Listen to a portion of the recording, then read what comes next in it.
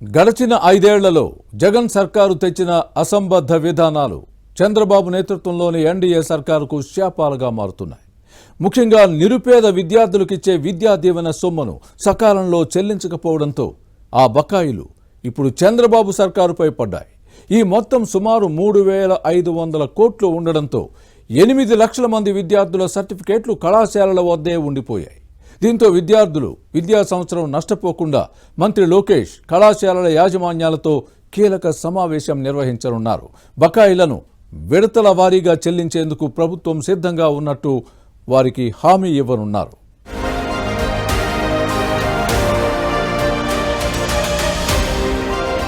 జగన్ ప్రభుత్వం చేసిన పాపాలు ఎన్డీఏ సర్కారుకు శాపాలుగా మారుతున్నాయి.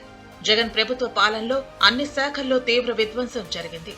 ముఖ్యంగా విద్యార్థులకు చెల్లించాల్సిన విద్యా దీవెన ఇవ్వకుండా ఎగవేయటంతో ఆ మొత్తం భారం ఇప్పుడు చంద్రబాబు సర్కారుపై పడింది.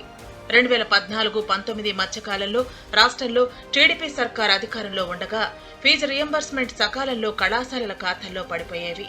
దీంతో విద్యార్థికి వారి తల్లిదండ్రులకు ఫీజు చెల్లింపు విషయంలో ఎలాంటి సంబంధం ఇబ్బంది ఉండేది కాదు.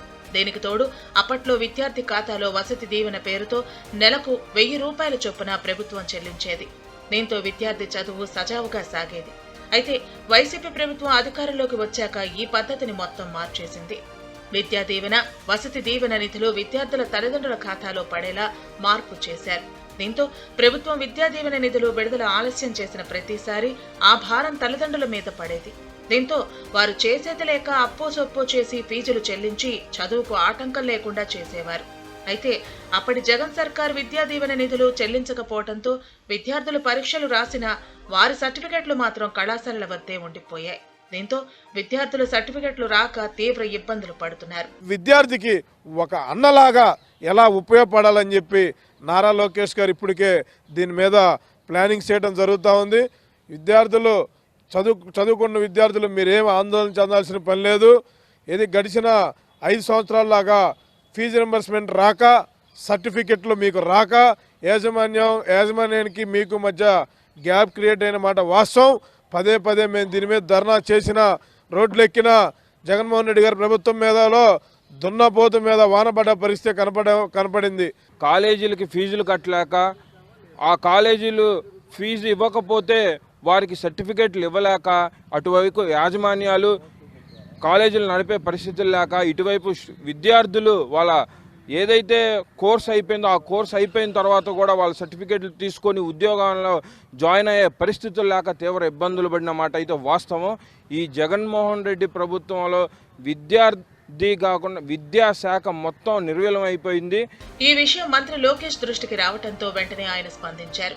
ఉన్నత విద్యాశాఖ అధికారులతో సమీక్ష సమావేశం నిర్వహించి ఎంతమందికి విద్యా దీవెన అందలేదు అని ఆరా తీశారు. దీనికి తోడు విద్యార్థుల తల్లిదండ్రుల ఖాతాలో కొంతమందికి సొమ్ము పడ్డా వేరే అవసరాలకు ఆ సొమ్మును వాడేసుకోవడంతో ఫీజును చెల్లించలేదు. మొత్తంగా విద్యా దీవెన చెల్లించకపోవడంతో సర్టిఫికెట్లు రాని విద్యార్థులు రాష్ట్ర వ్యాప్తంగా దాదాపు 8 లక్షల మంది వరకు ఉంటారని అంచనాకు వచ్చారు.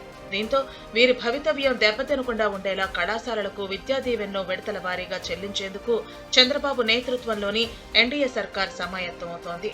దీనికి తోడు విద్యా దీవెన అందకపోవడంతో సుమారు 8 లక్షల మంది విద్యార్థులకు సర్టిఫికెట్లు కాలేజీల వద్దే ఉండిపోవడంతో మంత్రి లోకేష్ ఈ అంశాన్ని సీరియస్ గా తీసుకోవాలని ఉన్నత విద్యా మండలి అధికారులకు ఆదేశాలు ఇచ్చారు. త్వరలోనే రాష్ట్రంలోని కళాశాలల యాజమాన్యాలతో ఓ సమావేశాన్ని సైతం ఏర్పాటు చేసి బకాయిల చెల్లింపు అంశాన్ని వారితో ప్రస్తావించనున్నారు.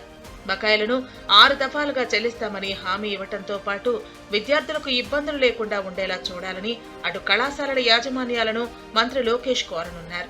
వారందరికీ ఒకేసారి సర్టిఫికెట్లు ఇప్పించేందుకు ఏర్పాట్లు చేయనున్నారు.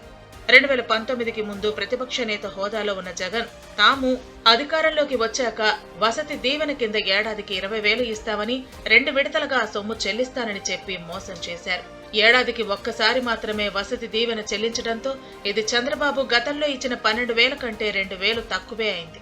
దీంతో కళాశాలల విద్యార్థులకు చెల్లించే ఫీజుల విధానంలో మరలా మార్పులు తేవాలని మంత్రి నారా లోకేష్ నేతృత్వంలోని విద్యాశాఖ భావిస్తున్నట్టు తెలుస్తోంది.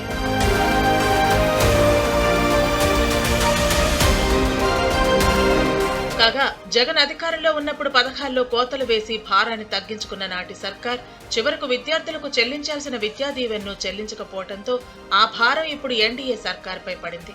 మరోవైపు విద్యా దీవెన సొమ్ములు చెల్లించేందుకు రాష్ట్ర ప్రభుత్వ ఆర్థిక పరిస్థితి సహకరించకపోవడంతో వాటిని 6 దశల్లో చెల్లించే ప్రతిపాదనను మంత్రి నారా లోకేష్ సిద్ధం చేస్తున్నట్లు సమాచారం.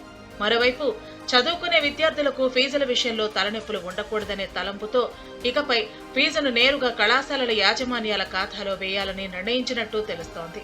ప్రభుత్వమే ఫీజు చెల్లించే విధానం ఉంటే కాస్త ఆలస్యమైన కళాశాలల యాజమాన్యాల నుండి ఒత్తిడి వచ్చేది కాదు. జగన్ అధికారంలో ఉన్నప్పుడు విద్యార్థుల తల్లిదండ్రులు ఫీజులు చెల్లించాల్సి ఉండటంతో ప్రభుత్వం ఆలస్యం చేసిన ఆ భారం నిరుపేద తల్లిదండ్రులపై పడేది. దీంతో తిరిగి నేరుగా కళాశాలలు చెల్లించే విధానాన్ని తేవాలని చంద్రబాబు నేతృత్వంలోని ఎన్డీఏ సర్కార్ నిర్ణయానికి వచ్చినట్టు సమాచారం.